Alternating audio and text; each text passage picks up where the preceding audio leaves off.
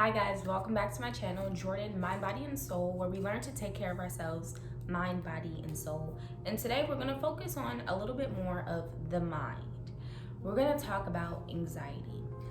Now, anxiety is a really important topic for me because I feel like it's something a lot of people deal with but never really address what's happening, right? So the biggest thing is, this is the type of anxiety that I'm talking about that you may exhibit or experience once a month, twice a month.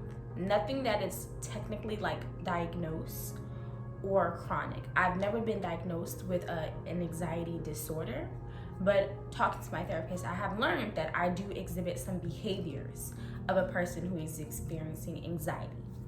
And those can be triggered by something that happens, or those can be triggered by, just something that I'm feeling occasionally, but it's not something that I deal with for the rest of my life and, for long periods of time. But even with those short spurts that I have, it's exhausting. So we all seen it and we know what it looks like. Those moments where you're literally losing sleep. Those moments when you're literally just sitting there and a million questions are circulating in your head. Questions about things that are 10 years out are like burning through your brain, and all you can think about and all you can feel is confusion and anticipation. And the anticipation is what I feel like the anxiety really is. It's the moment where you have so much you want to answer, so much that needs to be done, so many questions, and all you can say is, I don't know. I am confused. I don't have those answers yet. And that can be the most frustrating thing. And for me, ultimately, that's what leads to my anxiety. So here are just a few things. I'm going to talk about just a few things that I do personally to help me through. Now remember, every time I give like some type of blueprint or some type of steps to help, it is important to always consult a professional of those things, because I am not a therapist, but I have, experienced therapy as a patient. And I live by learning. I live by communicating with other people. I live by going through my experiences myself. And these are some things that have worked for me. So again, if you do feel like you have any type of serious condition where you need to consult a therapist or some type of mental health professional, then of course that would be my first option. But if you feel like it's something that you can control and you can find a way to manage, here are just a few tips that helped me. Number one, as a whole, you want to cut out as much sugar and caffeine as possible. Now, this is also for your body, right? This is body maintenance and wellness. Sugar is going to give you temporary mood enhancements, right? That's why you see kids who, have sugar and they're bouncing off the walls, or even adults have sugar and they're like more active, right? Sugars are going to temporarily increase your mood. Here's the problem with increasing your sugar intake or having a lot of sugar intake, right? If your mood is constantly here, your sugar spikes up, right? Because you consume sugar, spikes up a little bit. This brings your mood up. And then what happens once your mood comes up? It comes back down. Okay? And then the sugar comes, you have some more sugar and it spikes it back up. And then it comes back down. And then it's a constant up and down, up and down, up and down motion. That's why when we look at people who are dealing with mental health issues, we say, okay, what is their diet like? Because that's something that's important. The problem with caffeine is caffeine is gonna increase your heart rate, right? So if you're experiencing anxiety, something that's already gonna have your heart bursting, something that's already gonna have you anxious over here, over there, just stressed out, right? You don't need anything else that's gonna increase your heart rate. You need to take a second and step back, right? You need to take a second and become calm.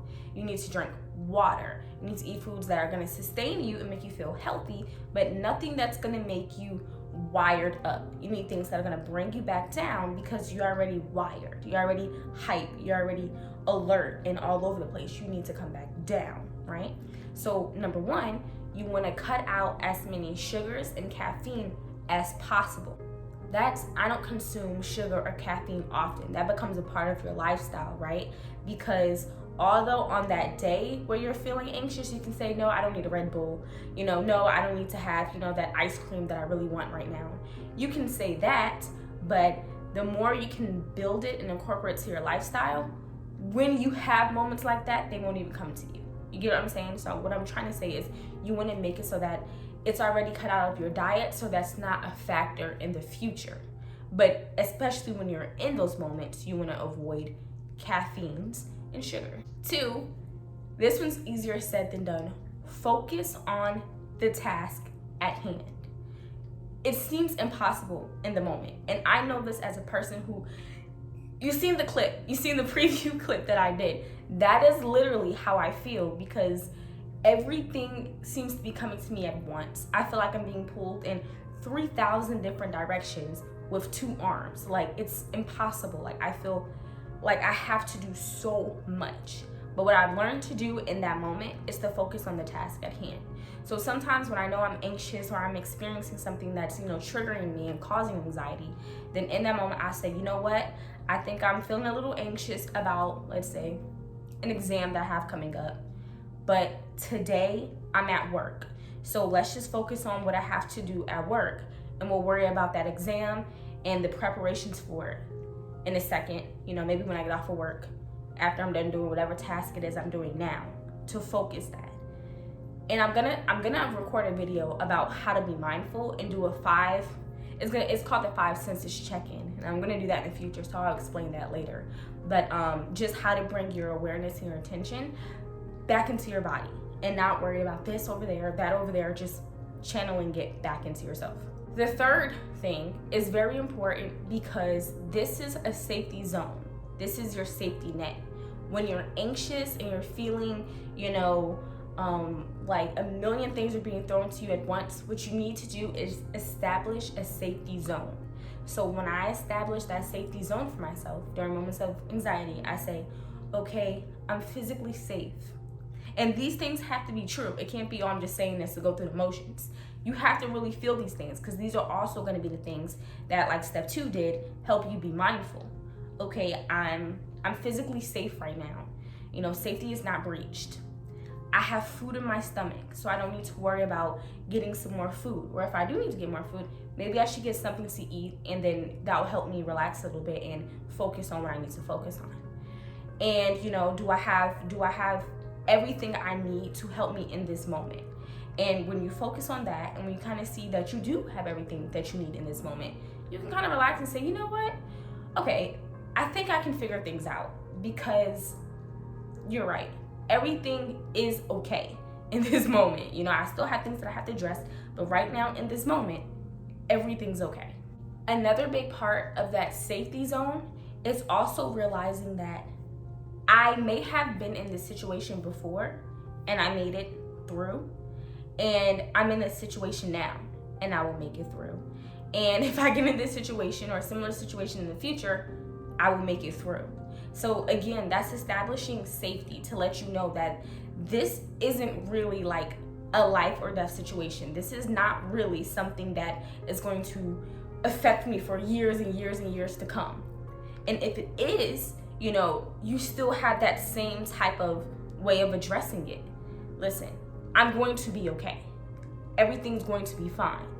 And again, it's not just speaking that, it's really feeling that emotion. It's really internalizing that and bringing everything back here. Because you're gonna feel these feelings, you're gonna feel this emotion, but it's about controlling it so that you can come back and focus on the task at hand. Because you're not useful if you're anxious all day long. You can't get anything done.